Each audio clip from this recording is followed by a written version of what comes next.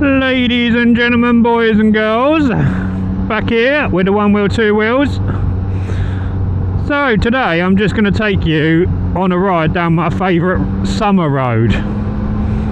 Obviously it's just about March, so it's not exactly summer,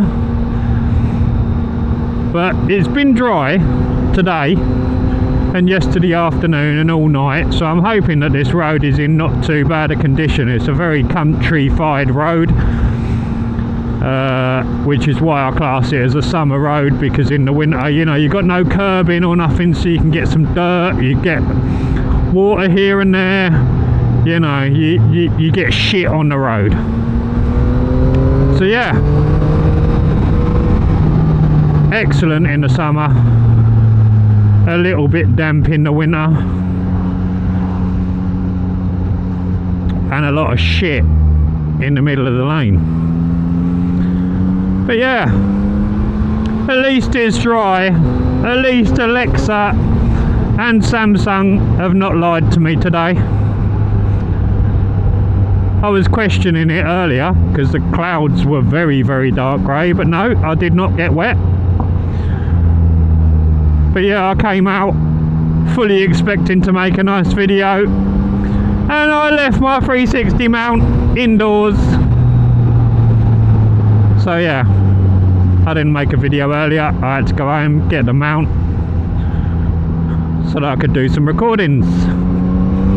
Another biker boy likes this road by the looks of things. Oh yeah, and I've done my 100 miles on my rear wheel. I've got it lent over a few times, round a few roundabouts, scrubbed off all that greasy shit that they put on the new tyres, so yeah. Now, we're all ready for the warm weather and the sunshine to get here. But yeah.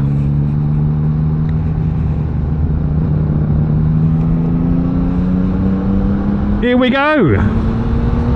Follow the boys. Follow the biker boy that I've got no idea what's he on or who he is. But yeah, let's see what he's like. To be fair, probably a lot. Oi, look at all that shit in the middle of the lane.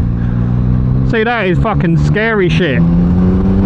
But yeah, you can imagine in the summer when you got all the grips, no water all over the road. Look at this road, it's fucking sick. If you can get it when it's empty, it's great.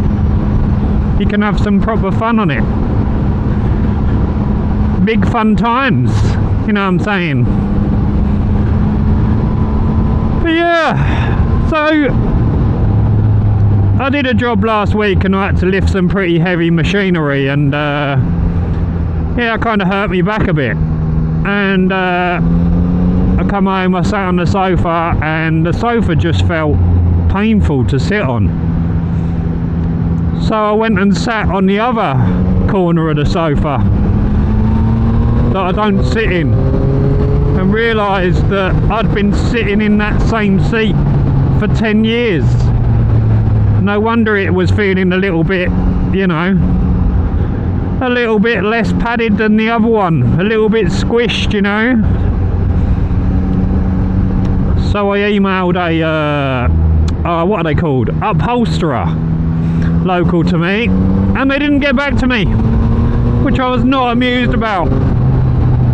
But this sofa came from DFS, which is like a nationwide store that sells furniture, mainly sofas and beds and that sort of thing, but they do other stuff.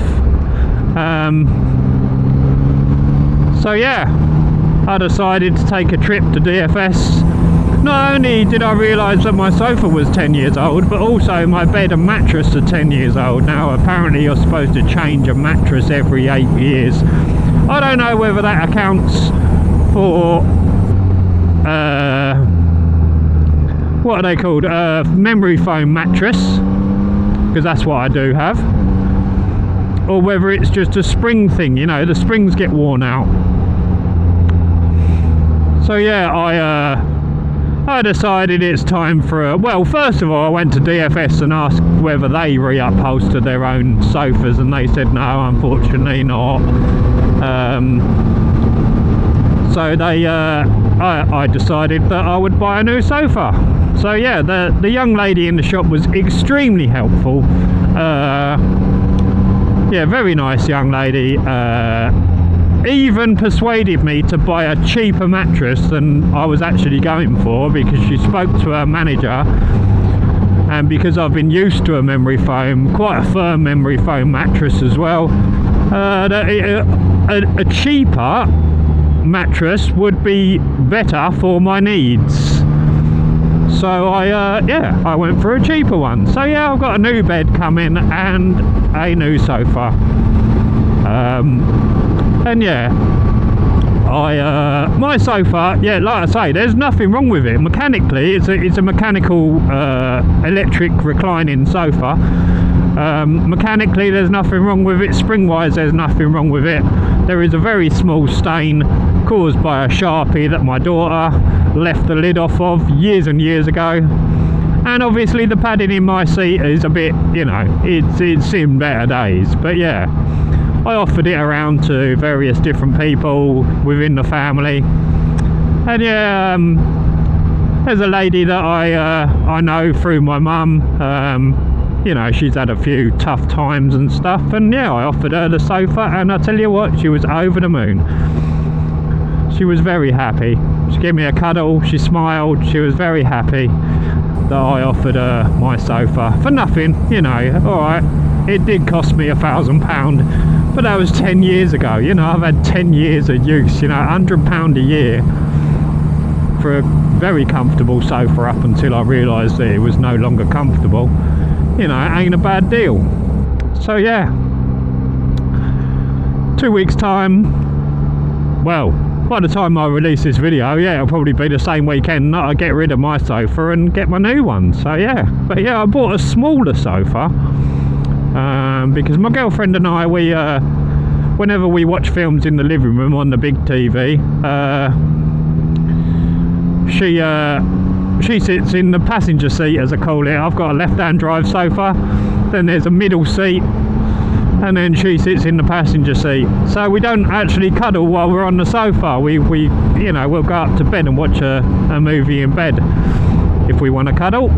So yeah, now that I've got a two-seater and both the seats recline, we can actually sit on the sofa and have a little cuddle whilst we're watching our movies. Oh, big fun times, you know what I'm saying. But yeah, so that was the road. We're coming up to Boreham now.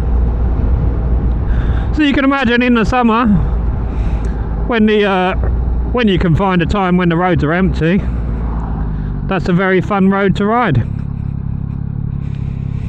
But yeah,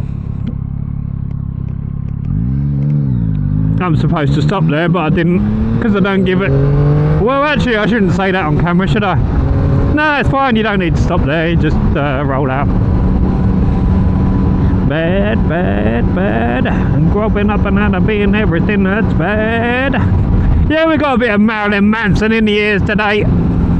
What we wanna say and we don't care who's listening. We don't miss out.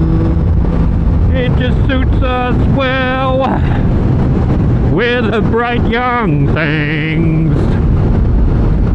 Yeah.